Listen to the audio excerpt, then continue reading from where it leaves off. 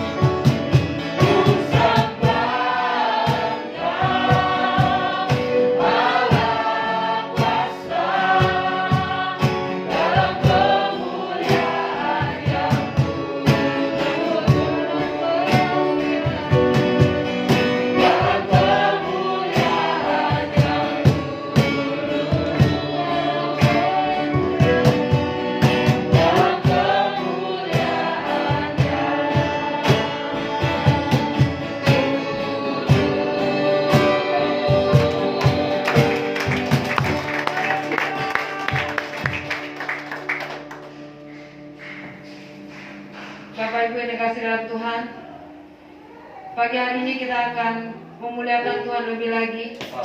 Kita akan puji Tuhan dengan sorak-sorai. Amin. Katakan haleluya. Haleluya. Haleluya. Haleluya. Haleluya. Haleluya. Yang mau memuji nama Tuhan, tepuk tangan di atas kepala. Haleluya. Tepuk tangan Tuhan.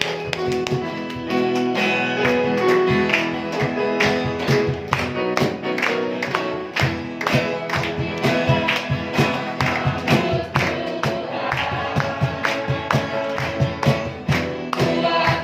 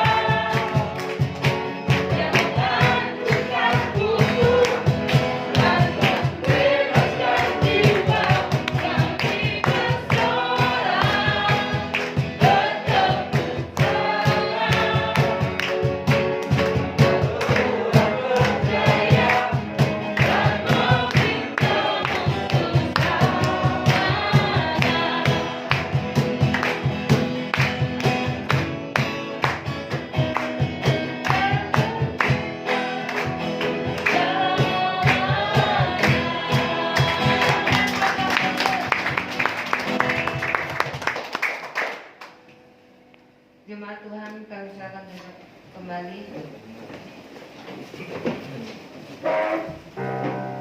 Kita akan datang di hadirat Tuhan lebih lagi. Kita akan siapkan hati kita untuk mendengarkan firman Tuhan. Kita akan angkat satu pujian. Firman-Mu berkata,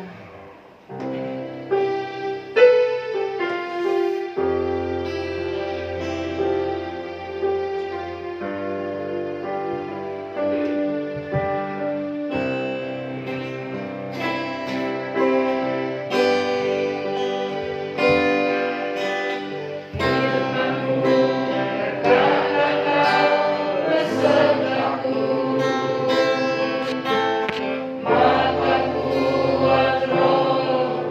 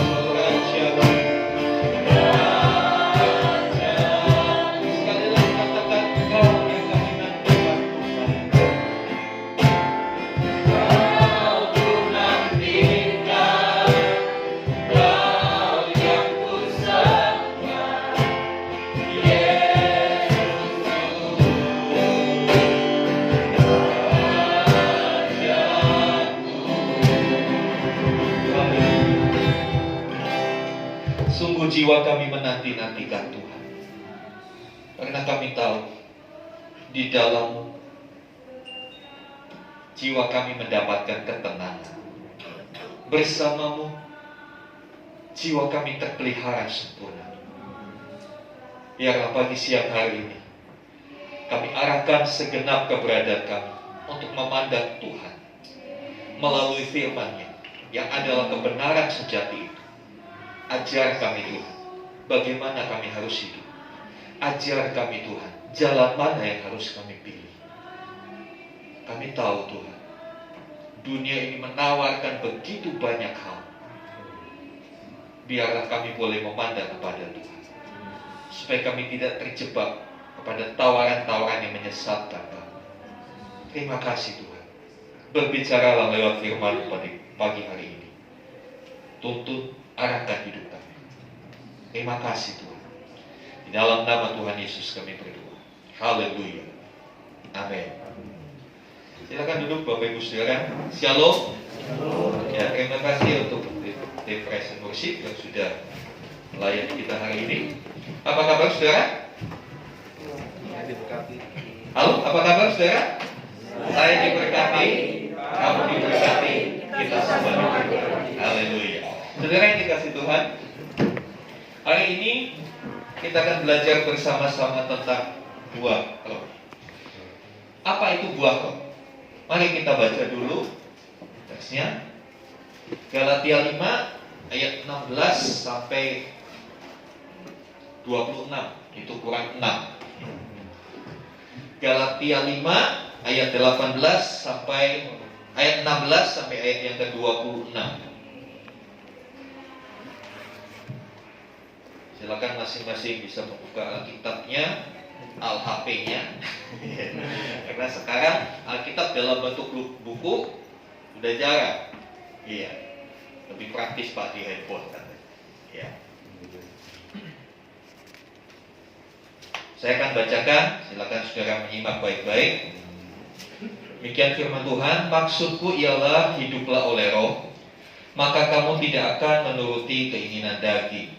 Sebab keinginan daging berlawanan dengan keinginan roh, dan keinginan roh berlawanan dengan keinginan daging, karena keduanya bertentangan, sehingga kamu setiap kali tidak melakukan apa yang kamu kehendaki. Akan tetapi jikalau kamu memberi dirimu dipimpin oleh roh, maka kamu tidak hidup di bawah hukum Taurat. Perbuatan daging telah nyata, yaitu percabulan, kecemaran, hawa nafsu, penyembahan berhala, sihir, perseteruan, perselisihan, iri hati, amarah, kepentingan diri sendiri, percideraan, roh pemecah, kedengkian, kemabukan, pesta pora, dan sebagainya. Terhadap semuanya itu kuperingatkan kamu, seperti yang telah kubuat dahulu, bahwa barang siapa melakukan hal-hal yang demikian, ia tidak akan mendapat bagian dalam kerajaan Allah. Tetapi buah roh ialah kasih, sukacita, damai sejahtera, kesabaran, kemurahan, kebaikan, kesetiaan, kelemah lembutan, penguasaan diri. Tidak ada hukum yang menentang hal-hal itu. Barang siapa menjadi milik Kristus Yesus, ia telah menyalibkan daging dengan segala hawa nafsu dan keinginannya. Jikalau kita hidup oleh roh, baiklah hidup kita juga dipimpin oleh roh. Dan janganlah kita gila hormat, janganlah kita saling menantang dan saling mendengki. Saudara yang dikasih Tuhan, ini adalah nasihat Paulus kepada jemaat di Galatia, supaya mereka hidupnya menghasilkan yang namanya buah roh. Kita akan lihat next. Ya. Buah roh. Buah itu apa? Buah adalah sesuatu yang bisa dinikmati. Ya, kalau saudara tanam pohon mangga di depan rumah, tentu bukan daun yang ditunggu, tapi buahnya. Ya. Kenapa? Karena kita ingin menikmati. Daunnya nggak bisa dinikmati, daunnya bikin repot, nyapu tiap hari, betul nggak Ibu? Iya kan? Tapi buahnya itu yang ditunggu-tunggu. Ketika pohon mangga itu mulai berbunga, wah kita sudah senang. Asik, bunganya banyak, asik, buahnya juga banyak. Ada sesuatu yang kita ingin nikmati dari pohon mangga itu. Ketika kita bicara tentang buah dalam kehidupan kita, maka pertanyaannya adalah, apakah kehidupan kita bisa dinikmati? Apakah kehidupan saya bisa dinikmati? Oleh siapa? Yang pertama yang dinikmati oleh saya sendiri. Ada banyak orang hidup tapi nggak menikmati hidupnya, kayaknya susah terus. Statusnya baik di IG, baik di Facebook, di WA, statusnya galau belum. Ya dia nggak bisa menikmati hidupnya. Ya. Selanjutnya, hidup itu harus bisa dinikmati juga oleh orang-orang di sekitar kita. Suami kita, istri kita, keluarga kita, orang tua kita, anak-anak kita. Apakah mereka bisa menikmati kehadiran kita? Jangan sampai anak-anak kita ketika kita pulang, aduh papa pulang lagi, aduh repot lah. Tapi ketika papanya pergi, hore papa pergi. Bagaimana saudara? Biarlah setiap keluarga memeriksa dirinya. Kehadiran kita di keluarga, apakah membawa sukacita buat keluarga? Atau membawa suasana perang, seperti Soviet sama Ukraina gitu ya. Wah kalau papa pulang ini bahaya, waduh, beres-beres nanti bahayanya. Ya. Saya tidak menghakimi saudara, tapi saudara yang tahu tentang hidup. Apakah hidup kita bisa dinikmati? Orang kalau menikmati pasti terpancar dari ekspresi muka, betul kan? Ya. Berapa hari yang lalu kita ada konser gabungan. Wah, saya melihat mereka, khususnya anak-anak, makannya begitu menikmati. Ekspresinya beda, saudara.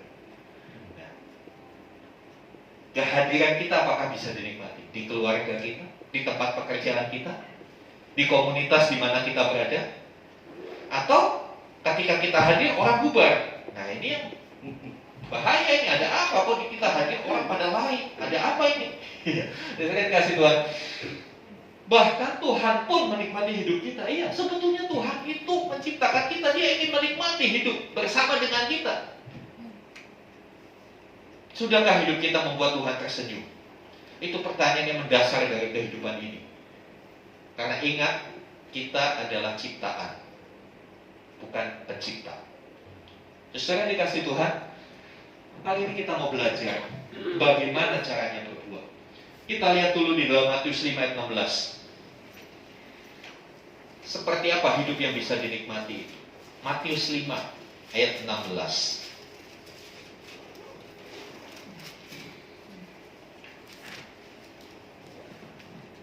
Ini yang menjadi visi dan misi gereja kita. Ya. Matius 5 ayat 16 demikian. Demikianlah hendaknya terangmu bercahaya di depan orang, supaya mereka melihat perbuatanmu yang baik dan memuliakan Bapamu yang di sorga. Ini adalah gambaran hidup yang bisa dinikmati, atau sederhananya hidup yang menjadi berkat. Supaya mereka melihat. Siapa mereka? Ya orang-orang di sekitar kita yang bisa melihat keberadaan kita. Apakah mereka melihat terang melalui hidup kita? Apakah mereka melihat perbuatan kita yang baik, yang pada akhirnya membuat orang-orang itu memuliakan Tuhan? Jangan sampai kita sudah rajin ke gereja, bahkan sudah melayani, tetapi orang berkata, orang Kristen kok kayak begitu ya? Waduh itu. Kita harus benar-benar bertobat kalau sampai orang berkata begitu tentang hidup kita. Biarlah hidup kita dikatakan menampakkan terang, menampakkan perbuatan baik. Bukan berarti untuk pamer. Kita berbuat baik karena memang kita baik, bukan untuk mencari sesuatu. Karena pada dasarnya ya kita baik, bukan sesuatu yang dibuat-buat. Kalau seseorang berbuat baik dibuat-buat, suatu saat dia capek akan berbuat baik.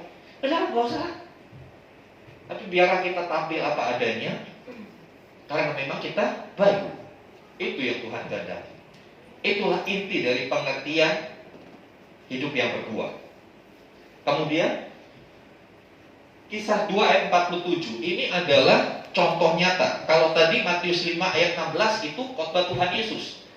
Tuhan Yesus menghendaki yang seperti itu. Tetapi di Kisah 2 ayat 47 kita lihat, ini adalah jemaat yang mula-mula, kumpulan orang percaya yang mula-mula, pada waktu gereja mulai dibentuk. Kisah 2 ayat 47. Sambil memuji Allah, dan mereka, baca apa? Disukai semua orang. Dan tiap-tiap hari Tuhan menambahkan jumlah mereka dengan orang yang diselamatkan. Ini kerinduan saya untuk gereja Tuhan di tempat ini. Saya rindu kita semua punya kerinduan yang sama. Ya. Mereka disukai semua orang. Kalau semua orang, termasuk orang-orang yang sebelumnya membenci. Sebelumnya membenci bisa berubah jadi menyukai. Karena apa? Karena lihat kehidupan kita yang berbeda. Saudara dikasih Tuhan, dunia sekarang sedang cari figur.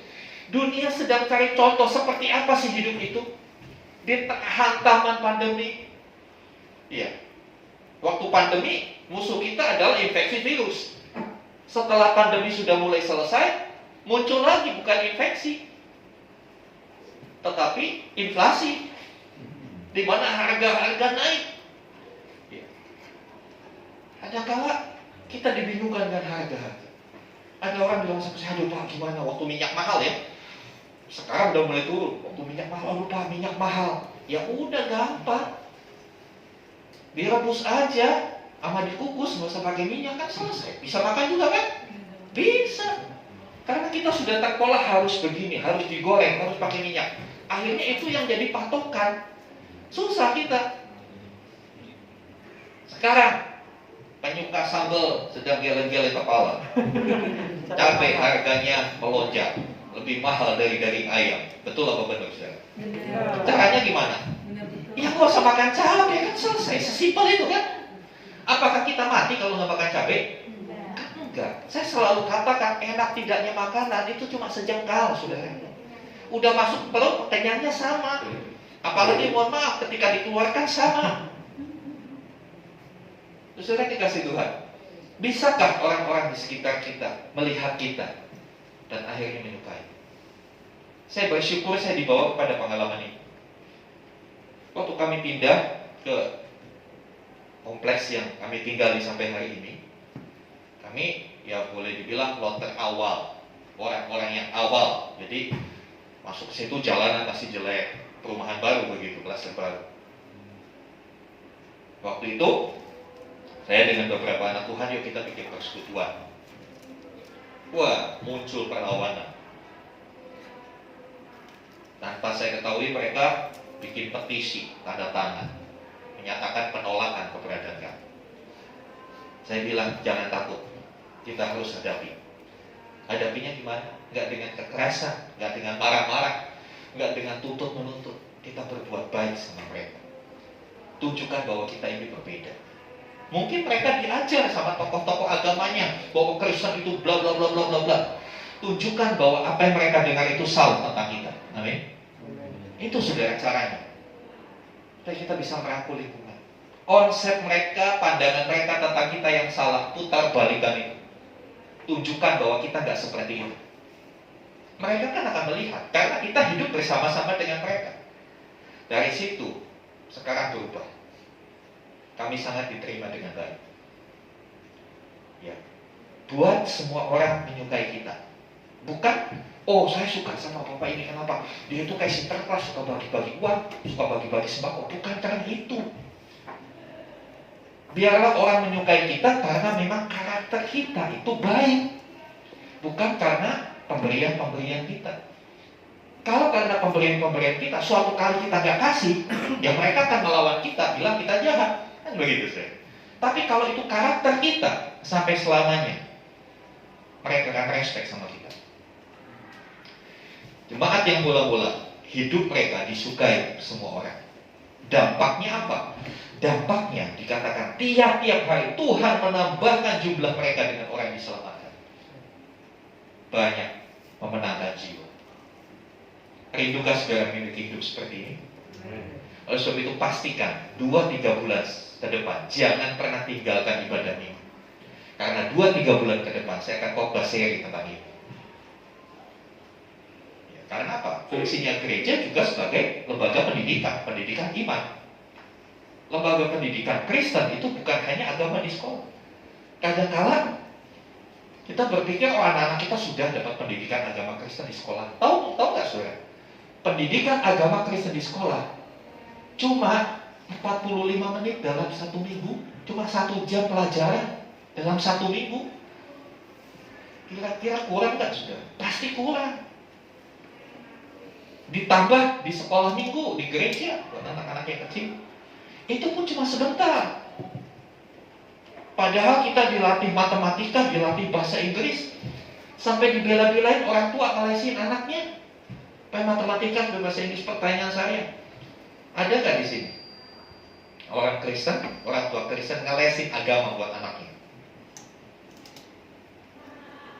Kenapa mereka menganggap matematika itu keren, Inggris itu keren, sampai keluar duit walaupun ekonomi lagi habis pandemi, tetap kudu dilesin supaya pintar matematikanya. Dikatakan karena matematika adalah induk segala ilmu. Bukan.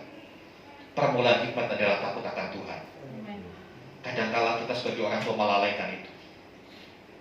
Kita lihat saudara-saudara kita yang hari ini berhari raya. Saya melihat di lingkungan saya, anak masih kelas 5 SD aja panggil guru ngaji, bayar. Panggil guru ngaji. Mereka berani bayar untuk hal-hal rohani mereka. Tapi kan kita kekristenan, kita seringkali mengabaikan hal seperti itu. Kita terlalu asik dengan dunia. Lalu bagaimana kita bisa disukai banyak orang? Bagaimana orang-orang bisa tertarik bergabung dengan kita? Yuk, lanjut. Yang pertama, saudara, bicara masalah berbuah. Berbuah itu dimulai dari kehidupan, dari adanya kehidupan. Pohon kalau mati nggak akan berbuah. Betul? Ini pohon bunga. Dia nggak akan pernah keluar buah. Karena apa? Ini bukan makhluk hidup. Ini benda mati. Benda mati itu hanya menghasilkan produk, nggak akan menghasilkan buah. Yang menghasilkan buah adalah sesuatu yang hidup. Jadi kalau hidup kita mau berbuah, ya hidup ini harus benar-benar hidup. Hidup ini harus benar-benar hidup. Banyak kali orang hidup, tapi sebetulnya mati. Mati rasa. Ketika ada saudaranya kesusahan, dia mati rasa, gak mau peduli. Ya. Mati pikir. Pikirannya pendek. Ya. Melakukan sesuatu, gak dipikir dulu. Itu mati pikirannya. Ya, saudara dikasih Tuhan, kehidupannya bagaimana? Galatia 5 tadi, di dalam ayat 16, dimulai dengan kata-kata begini, saudara. Galatia 5 ayat 16 dimulai dengan begini. Sebelum panjang lebar Rasul Paulus menjelaskan tentang buah roh dan buah kedagingan, dia bilang gini, maksudku ialah hiduplah oleh roh, maka kamu tidak akan menuruti keinginan daging. Dimulai dengan isu tentang kehidupan. Karena memang kehidupan inilah yang membuat sesuatu bisa menghasilkan buah. Pohon yang mati tidak akan menghasilkan buah. Walaupun saudara kasih pupuk, saudara siram, kalau pohon itu mati, ya udah, jadi kayu bakar, nggak akan keluar buahnya. Saudara dikasih Tuhan, kehidupan yang bagaimana? Paulus bilang, maksudku ialah hiduplah oleh roh.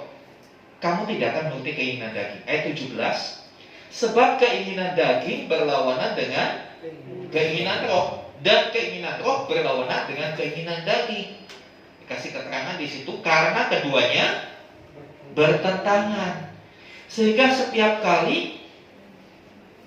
kamu setiap kali tidak melakukan apa yang kamu kehendaki. Hidup ini selalu ditawarkan kepada dua pilihan. Pilihannya adalah hidup menurut daging atau hidup menurut roh. Nggak bisa kita nggak memilih. Ya, harus memilih. Nggak bisa kita memilih daging, kita juga memilih roh. Nggak bisa. Ini dua kutub ini nggak bisa berdiri di tengah-tengahnya. Harus memilih. Dan setiap pilihan itu pasti ada konsekuensi. Betul? Setiap pilihan ada konsekuensi. Saudara memilih hari Minggu untuk beribadah, ada konsekuensi. Bangunnya kudu pagi. Betul? Ada konsekuensi. Galatia 5 ayat 21 bagian B, ya. Tetapi semuanya itu kuperingatkan kamu terhadap semuanya itu. Semuanya itu apa? Ayat-ayat kata-kata di atasnya, perbuatan daging telah nyata, bla bla bla bla bla bla, banyak rinciannya di situ ya. Terhadap semuanya itu kuperingatkan kamu seperti yang telah kubuat dahulu. Paulus ngakui dulu dia mengikuti keinginan daging, ya, bahwa barang siapa yang melakukan hal-hal yang demikian, ia tidak akan mendapat bagian dalam kerajaan Allah. Ini konsekuensinya kalau kita mengikuti daging, mengikuti tabiat-tabiat daging, tidak akan mendapat bagian dalam kerajaan. Oh, saya kan udah baptis, saya orang Kristen. Kapan kamu dibaptis? Saya dibaptis di perut mama saya, karena waktu mama saya hamil, mama saya dibaptis, jadi saya ikutan dibaptis, katanya. Nah, sekarang dikasih Tuhan. Nggak peduli kalau sudah baptis. Baptis itu hanya proklamasi, seperti 17 Agustus 45. Indonesia menyatakan, dengan ini kami menyatakan kemerdekaan Indonesia. Tapi apakah setelah proklamasi langsung Indonesia jadi negara maju? Enggak. Buktinya sampai hari ini mau 76 tahun kita masih terus berusaha untuk mengejar ketertinggalan kita. Tapi banyak orang Kristen mengabaikan akan kehidupannya. Sudah baptis puluhan tahun, tapi masih lagunya jatuh bangun aku dalam dosa. Saudara dikasih Tuhan, yuk kita sadar, hidup ini ada pilihan. Apa yang mau kita pilih? Ingat, semuanya ada konsekuensi. Kalau kita memilih daging, dikatakan kita tidak dapat bagian dalam kerajaan Allah. Saudara yang dikasih Tuhan, manusia hanya bisa dihidupkan oleh Roh Kudus. Saya selalu katakan, kalau kita berusaha meninggalkan daging, kalau kita berusaha berubah ke arah Kristus dengan kekuatan kita, hasilnya gagal maning, gagal lagi. Karena apa? Daging lemah, kita perlu kekuatan. Roh itu yang menghidupkan kita. Ingat ketika Tuhan menciptakan manusia, dikatakan Tuhan Allah membentuk manusia itu dari debu tanah. Setelah dibentuk, belum hidup, baru bentukan saja. Kejadian 2 ayat 7 dikatakan setelah dibentuk, Tuhan Allah menghembuskan nafas hidup. Itulah Roh Allah yang menghidupkan kita. Hidup ini tidak akan pernah benar-benar hidup kalau bukan Roh Kudus yang menghidupkan kita. Iman kita gak akan pernah bisa bertumbuh kalau gak hidup. Selanjutnya kita lihat, ya, ciri dari kehidupan itu bertumbuh. Kalau kita mau melihat pohon itu hidup enggak, kita lihat bertumbuh enggak. Ya, ini dari 2 tahun yang lalu ya segini aja. Kalau saudara rajin, dulu dihitung bunganya berapa sampai hari ini gak pernah nambah. Tidak ada pertumbuhan, stuck di tempat. Mari perhatikan hidup iman kita. Apakah iman kita berhenti di satu titik? Tidak ada perkembangan. Bertumbuh itu apa? Ya. Menurut Kamus Besar Bahasa Indonesia, tumbuh itu adalah timbul dan bertambah besar atau bertambah sempurna. Ada progresnya. Sama seperti seorang ibu yang hamil. Ketika dikatakan, ya, kehamilan ibu 3 minggu, ya mungkin baru kelihatan segini kalau di USG. Tapi kalau sudah 3 bulan besar lagi. Awalnya bentukannya gak kelihatan, tapi sudah 7 bulan mulai bisa di USG, mulai bisa kelihatan jadi kelaminnya laki-laki atau perempuan. Ketika sempurna, mulai terlahir. Saudara dikasih Tuhan, kehidupan adalah sebuah pertumbuhan. Kalau gak bertumbuh, berarti ada masalah dengan kehidupan. Mungkin lagi sakit, ya kan? Makanya kita melihat Dalam dunia kedokteran, kalau seorang bayi itu sakit, ya pertumbuhannya terhambat, ya kan? Harusnya sudah bisa jalan belum? Harusnya sudah bisa ini belum? Bertumbuh sendiri adalah sebuah proses dari yang tidak tahu menjadi mengetahui. Awalnya tidak mengerti jadi mengerti. Awalnya tidak bisa jadi bisa. Itulah pertumbuhan. Sekarang silakan cek iman masing-masing. Apakah ada pertumbuhan atau sedang berhenti di tempat? Kalau sedang berhenti di tempat, mana bisa kita berbuah? Betul? Kita nggak akan pernah bisa berbuah kalau kita tidak bertumbuh. Ya, semua yang hidup pasti bertumbuh. Pertumbuhan juga bicara soal perubahan ke arah yang lebih baik. Perubahan ke arah yang lebih baik. Sudahkah hidup kita berubah ke arah yang lebih baik? Gak usah dijawab, tapi jawablah dalam doa kepada Tuhan. Ya. Contoh kehidupan Paulus. Paulus sebelum menjadi seorang hamba Tuhan, sebelum dipakai Tuhan menjadi rasul, menulis banyak kitab dalam perjanjian baru. Hampir separuh lebih perjanjian baru itu ditulis oleh Rasul Paulus. Dia mendapat pengilhaman Roh Kudus, dia menulis, dia mencatat, memberikan nasihat-nasihat yang sangat berguna bukan hanya pada gereja Tuhan pada masa itu, tapi sampai hari ini. Termasuk yang kita baca adalah apa yang Paulus tuangkan dalam tulisannya. Padahal sebelumnya Paulus penganiaya jemaat. Dia penganiaya jemaat. Dia lebih sangar dari FPI-nya Indonesia. FPI Indonesia paling bisa lemparin gereja bakar. Tapi Paulus benar-benar tangkap orang Kristen untuk dibunuh. Tapi sejak dia dihidupkan oleh Roh Allah, ketika dia berjumpa dengan Tuhan dalam perjalanan ke Damsyik, dari titik situlah kehidupannya berubah 180 derajat.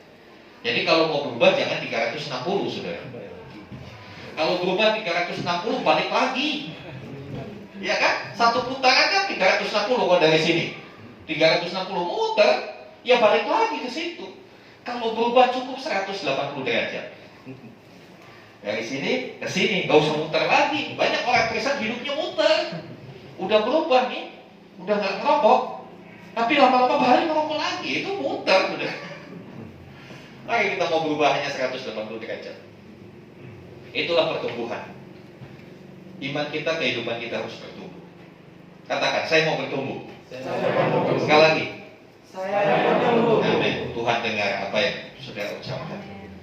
Kiranya Roh Kudus memberikan kekuatan kepada kita untuk mewujudkannya, nggak cuma omdo. Ya. Next. Ya, selanjutnya saudara, pertumbuhan adalah proses. Jadi kalau saudara nanam mangga dari biji hari ini, nggak mungkin minggu depan saudara mengharap buahnya. Harus tunggu, ada prosesnya. Biji itu harus berakar dulu, betul? Harus berakar dulu baru muncul tunas ke atas. Tunasnya kecil, daunnya cuma 2, nanti makin banyak makin gede. Terbentuk batang, terbentuk cabang-cabang, lalu bunga, buah. Ada proses yang harus dilewati. Makanya kita jangan berpikir begini, dia kok udah jadi orang Kristen, udah dibaptis, kok masih begitu ya? Omongannya masih gak bisa dipercaya. Kita jadi kecewa. Berikan dia waktu untuk dia bertumbuh. Doakan dia untuk dia bertumbuh dan berbuah. Kita juga begitu. Kita harus mau lewati proses demi proses.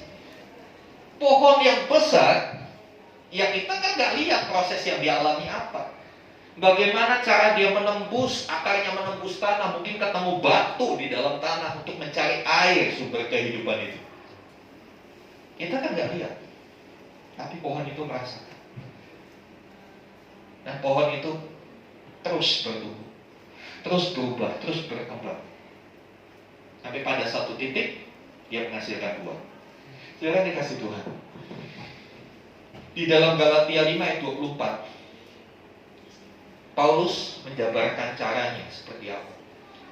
24 dari Galatia 5. Barang siapa menjadi milik Kristus, ia telah menyalibkan daging dengan segala hawa nafsu dan keinginannya. Jadi Alkitab ini penuh dengan bahasa-bahasa kiasan, bahasa-bahasa simbolik. Jadi pengertian menyalibkan daging bukan berarti saudara pulang dari tempat ini berbondong-bondong ke toko kayu, cari kayu, bikin salib, lalu disalib sendiri. Ini daging saya mau salib. Supaya saya nggak ngikutin nafsu. Bukan seperti itu, saudara. Pengertian menyalibkan daging itu sebuah metafora, sebuah kiasan. Tahu ya kiasan ya, perumpamaan. Ya. Apa artinya? Menyalibkan daging adalah sikap seseorang yang meninggalkan cara hidupnya. Kata meninggalkan itu aktif. Jadi dia yang harus aktif meninggalkan. Bukan perbuatan-perbuatan itu yang meninggalkan kita. Bukan kebiasaan buruk meninggalkan kita. Kita yang ninggalin. Kita yang pergi menjauh. Gak bisa kita berdoa lalu itu hilang sendiri. Gak bisa. Kitanya aktif. Kitanya meninggalkan. Ya saudara dikasih Tuhan, meninggalkan apa cara hidup yang lama? Apa yang termasuk cara hidup? Pola pikir dan perilaku. Cara kita berpikir. Hari-hari ini muncul di media sosial kata yang begitu tenar, kata yang begitu bikin orang wow, itu kata healing. Betul? Lalu kemana healingnya katanya? Hilang healing tapi nggak ngerti artinya apa. Pulang healing tetap pusing. Karena apa? ATM terkuras habis saat healing. Pulang ke rumah pusing. Saudara yang dikasih Tuhan, kadang kalau orang mengejar sesuatu ya sebetulnya bukan yang utama. Kalau kita penat, kalau kita lelah, kalau kita berbeban berat, apa nasihat firman Tuhan? Pergilah kau tamasya, piknik, nggak ada. Firman Tuhan bilang, marilah kepadaku yang letih lesu dan beban berat. Aku akan memberikan kelegaan. Iya, healing memberikan kelegaan. Lega benar-benar, isi ATM lega semua. Kosong. Saudara dikasih Tuhan, saya nggak katakan itu salah, tapi saya katakan itu bukan utama. Jadi jangan utamakan healingmu itu, tapi utamakan Tuhan.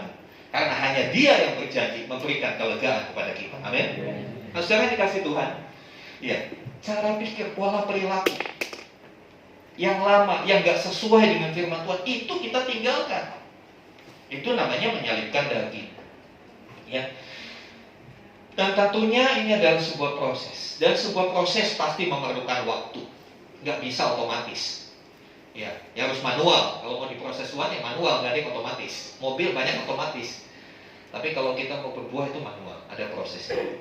Ya, kemudian sebuah proses berlangsung mengikuti urutannya, ada langkah-langkahnya. Gak bisa loncat. Sama seperti saudara naik tangga. 1 step, 2 step, 3 step. Gak mungkin langsung 5, bisa gelundung saudara. Bisa gelundung. Jangan mau melompati urutan yang Tuhan tentukan. Kadang-kadang orang mau mujizatnya, mau loncat, dapat mujizat keuangan, tapi nggak mau ngalami bangkrutnya, nggak mau. Padahal yang namanya mujizat itu nggak bisa beli eceran, harus paket. Mau mujizat ya paketnya kesengsaraan, sesuatu yang nggak enak. Pergumulan dulu baru mau ngalami mujizat. Mati dulu baru ngalami kebangkitan. Nggak akan dikatakan bangkit kalau tidak mati. Demikian juga nggak bisa dikatakan sembuh kalau tidak sakit. Saudara dikasih Tuhan, bagaimana kita bisa menyalibkan daging? Ayat 25 dikatakan hiduplah oleh roh. Ya, kemudian memberi diri dipimpin oleh roh. Ya, ayat 25 dikatakan jikalau kita hidup oleh roh, baiklah hidup kita juga dipimpin oleh roh. Kita sudah dihidupkan oleh roh. Selanjutnya, nah ini kadang-kadang orang nggak mau ngikuti selanjutnya, pinginnya loncat, tidak mau berproses. Kalau lagi diproses sama Tuhan, banyak kan protesnya. Tuhan kenapa sih? Dia kok doanya cepat dijawab, saya doa nggak dijawab-jawab. Ada waktunya. Saudara dikasih Tuhan, kalau kita mau diproses, kita akan melihat yang tidak mampu kita lakukan ternyata bisa kita lakukan. Ya. Dipimpin itu artinya apa? Dipimpin itu artinya di bawah otoritas. Betul? Saya suka kasih perumpamaan orang yang upacara bendera. Ya. Polisi-polisi itu yang baris berbaris. Ada pemimpinnya kan? Kalau pemimpinnya teriak, belok kanan, belok kanan semua. Gak ada yang belok kiri. Apapun yang disuruh pemimpinnya dia ikuti. Di bawah otoritas. Kalau kita berkata saya mau dipimpin Roh Kudus, berarti kita menempatkan diri kita di bawah otoritas, di bawah kuasa Roh Kudus. Bukan kuasa diri kita, bukan kuasa ego kita, bukan kuasa hawa nafsu kita. Pemimpin yang harus kita ikuti. Tapi banyak kali kita sih bilangnya ya Tuhan saya mau dipimpin Roh Kudus. Nyanyinya Roh Kudus pimpinlah.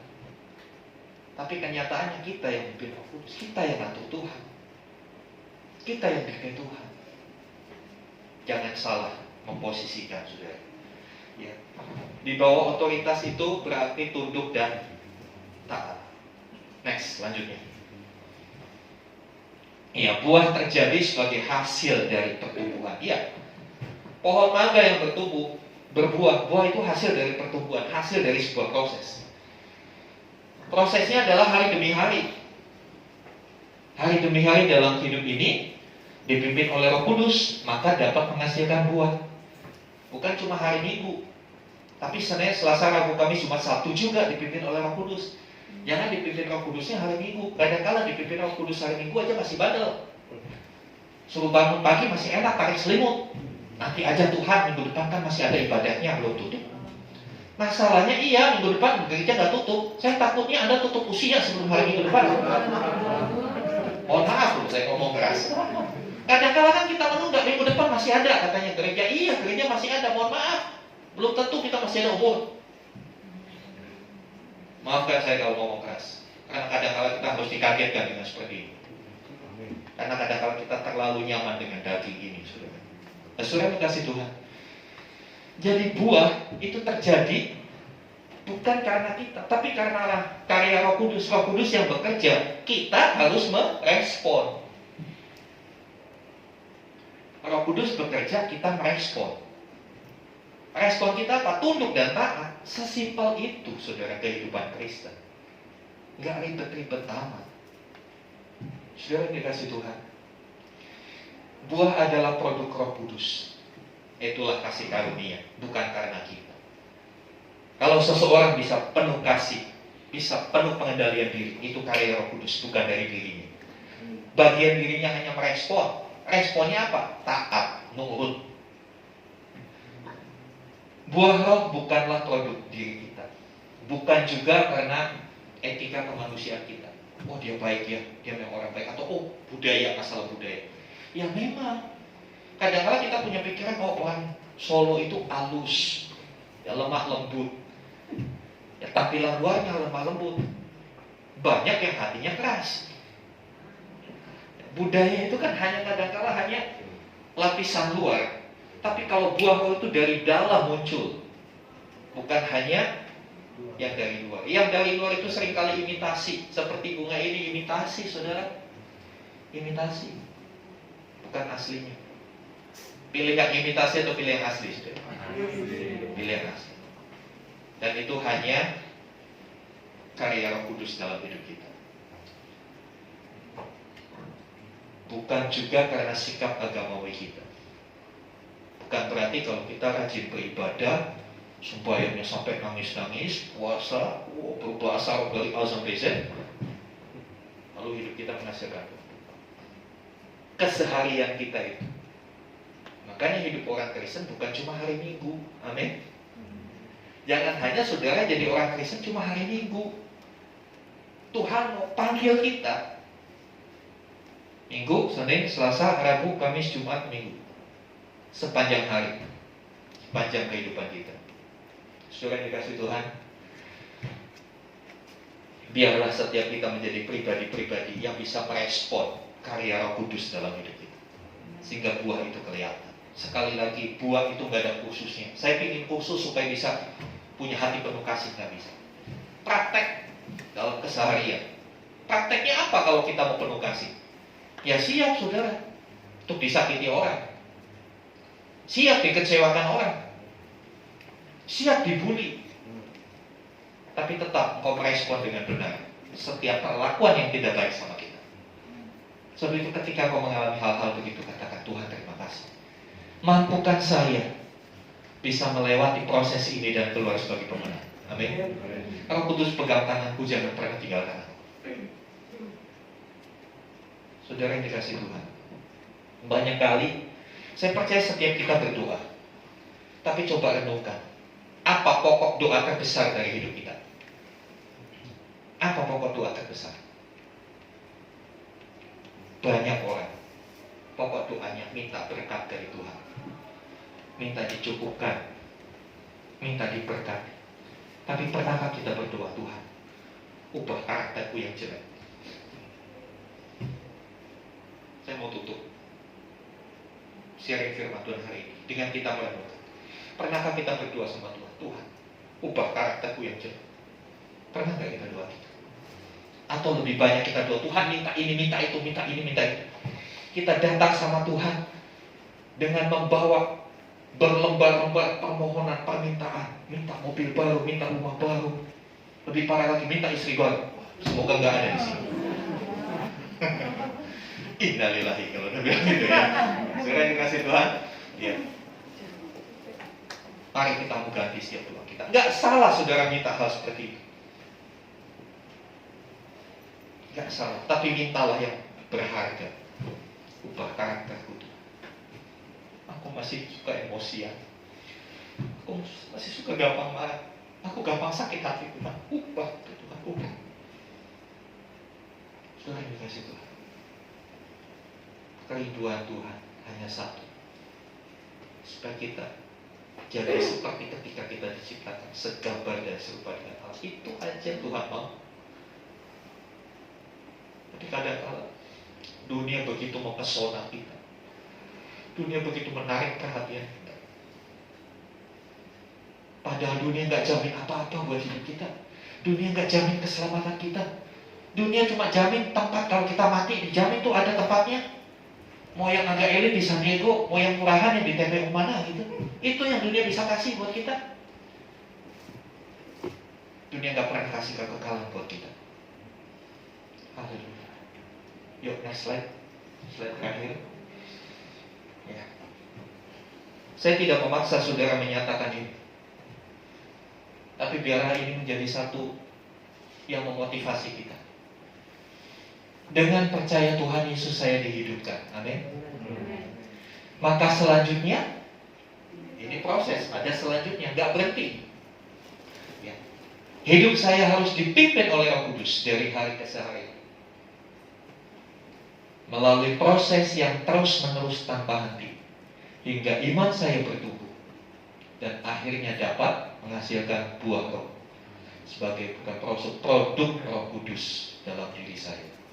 Saya mau berubah, saya harus berbuat. Bersama Roh Kudus saya pasti bisa. Amin.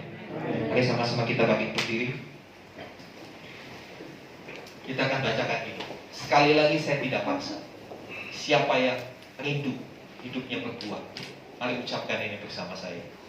Tuhan ada di tengah kita, Tuhan mendengar apa yang kita ucapkan. 2, 3. Dengan percaya Tuhan Yesus saya dihidupkan, maka selanjutnya hidup saya harus dipimpin Roh Kudus dari hari ke hari, melalui proses yang terus-menerus tanpa henti, hingga iman saya bertumbuh dan akhirnya dapat menghasilkan buah roh sebagai produk Roh Kudus dalam diri saya. Saya mau berbuat, saya harus berbuat. Bersama Roh Kudus saya pasti bisa. Amin. Mari tundukkan kepala. Saya undang pemain musik. Haleluya, haleluya, haleluya.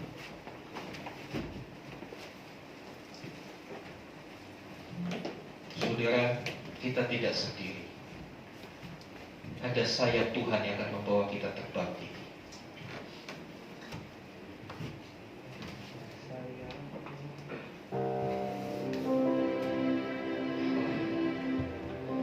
Dengan sayapmu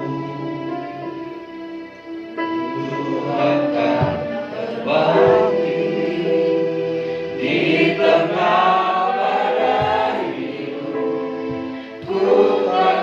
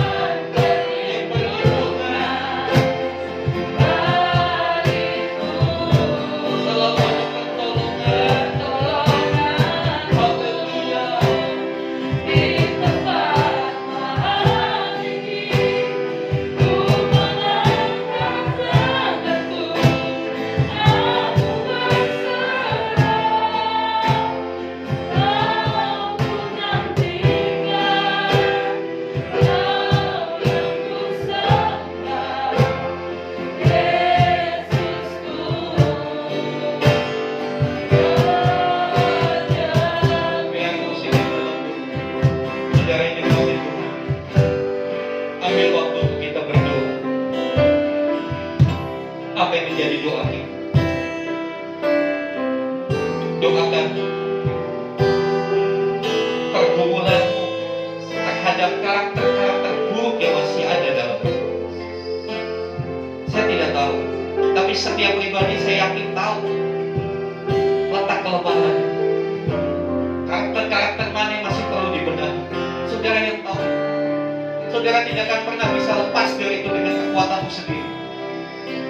Buah hal adalah produk Roh Kudus. Mari berseru, Tuhan, tolong aku, Tuhan. Tolong aku. Aku bisa kuasa. Tolong aku masih suka sombong. Tolong aku masih suka bohong. Silakan masing-masing saudara bicara dengan Tuhan. Dia ada di tengah. Dia ada persis di depan. Jangan ada yang ditutup. Tuhan tahu hidup kita. Mungkin suamimu, istrimu gak tahu, tapi Tuhan tahu hidup kita. Dari A sampai Z hidup kita Dia tahu. Percuma kita sembunyi di hadapan Tuhan. Lebih baik kita terbuka, maka pertolongan itu akan turun. Dan kekuatan itu akan dilimpahkan kepadamu untuk kau menyelesaikan proses itu dengan baik. Jangan pernah menyerah ketika kau sedang diproses Tuhan. Haleluya, haleluya, haleluya. Haleluya. Roh Kudus, Kau ada di tengah kami. Kau ada di tengah umat-Mu hari ini. Mari kerjakan Tuhan. Aku sebagai kepala berdoa, biar umat-Mu boleh berbuah, memiliki buah. Haleluya, haleluya. Terus berseru kepada Tuhan. Dia ada di tengah kita. Dia begitu dekat dengan kita.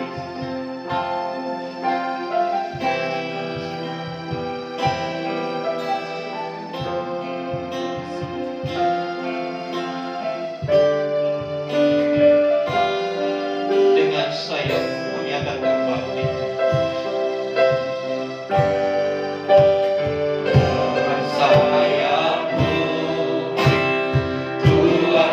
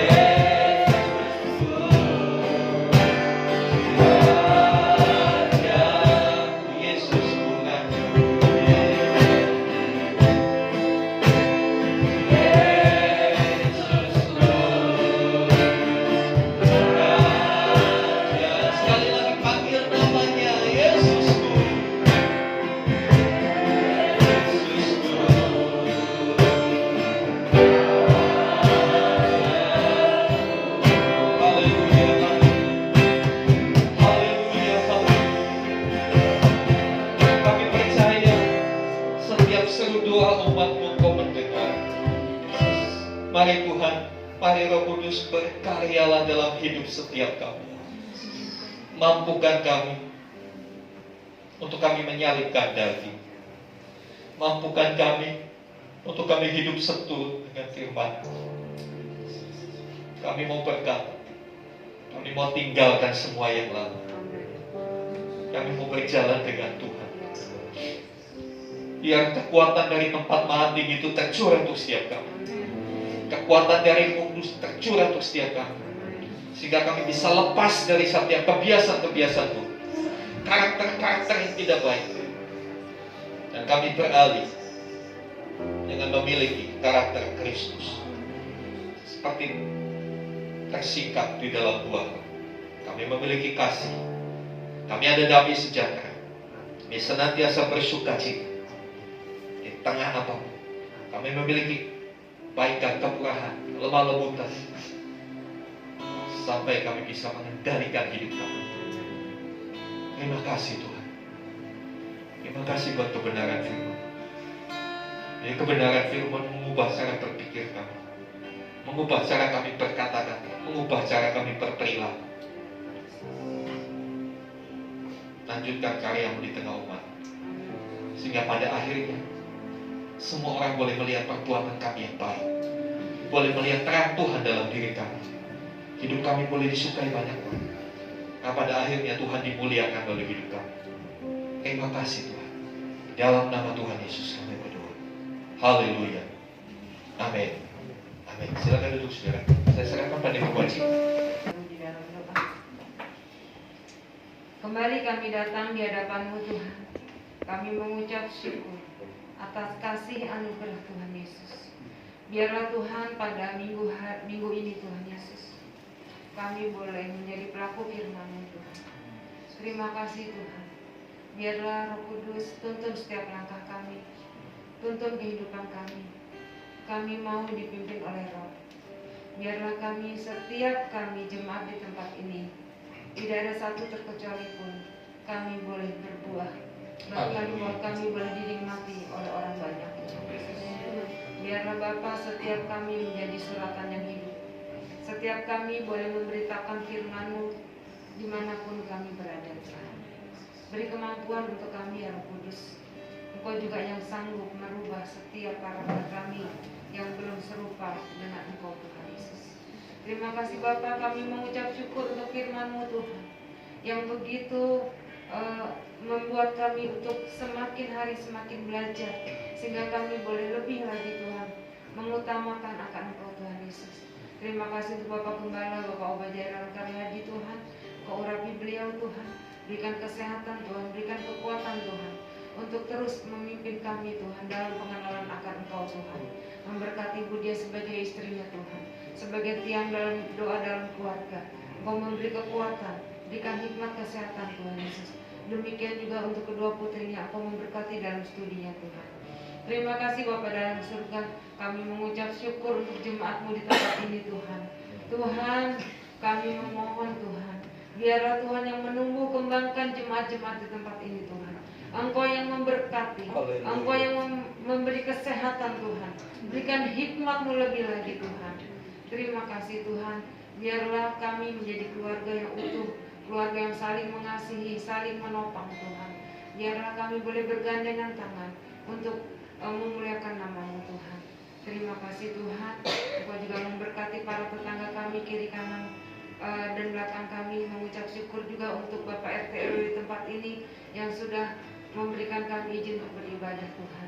Kami berdoa Tuhan pada saat ini Tuhan, kalau beliau semua sedang merayakan hari kurban, mari Bapa, kami percaya tidak ada mustahil bagi Tuhan.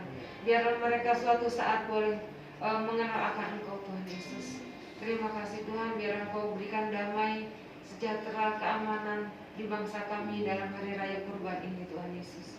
Terima kasih Tuhan, memberkati bangsa kami Indonesia yang kami kasihi, memberkati Presiden kami Bapak Jokowi Tuhan. Berikan hikmat-Mu lebih lagi dalam memimpin kami rakyat Indonesia Tuhan. Kau juga berkati setiap rakyat Indonesia, biarlah kami mempunyai roh yang tunduk akan pemimpin kami sesuai dengan firman-Mu Tuhan. Terima kasih Tuhan, Kau memberkati juga keamanan di bangsa dan negara kami Tuhan. Kau yang memberi kekuatan kesehatan buat beliau semua, Tuhan Yesus. Terima kasih Tuhan, Engkau juga memberkati dimanapun kami berada, RT RW tempat kami berada, kelurahan, aparat setempat kami serahkan ke dalam tangan-Mu. Terima kasih Tuhan, biarlah Tuhan minggu ini kami penuh sukacita dan kami pulang membawa damai yang daripada-Mu, Tuhan Yesus. Bapa, sebelum kami pulang, kami rindu menerima berkat melalui hamba-Mu. Haleluya. Mari buka hatimu saudara, angkat tanganmu, arahkan kepada tempat kudus Tuhan. Saat ini jemaat yang dikasih Tuhan, terimalah rahmat anugerah dari Allah Bapa di surga, di dalam kasih dan karya Tuhan Yesus Kristus, di dalam bimbingan penyertaan Roh Kudus. Terimalah berkat-berkat jasmani, terlebih lagi berkat rohani. Jadilah berkat dimanapun Tuhan menempatkan kita. Karena itu pergilah, jadikanlah semua bangsa muridku. Baptislah mereka dalam nama Bapa dan Anak dan Roh Kudus, dan ajarlah mereka melakukan segala sesuatu yang telah kuperintahkan kepadamu. Dan ketahuilah aku menyertai kamu senantiasa sampai kepada akhir zaman. Demikianlah Tuhan Yesus akan datang kali yang kedua, menjemput kita, membawa kita masuk dalam kebahagiaan kekal, supaya di mana Tuhan Yesus berada, di situ pun kita boleh berada. Terima kasih Tuhan. Di dalam nama Tuhan Yesus kami mohonkan doa berkat ini. Haleluya, haleluya. Amin.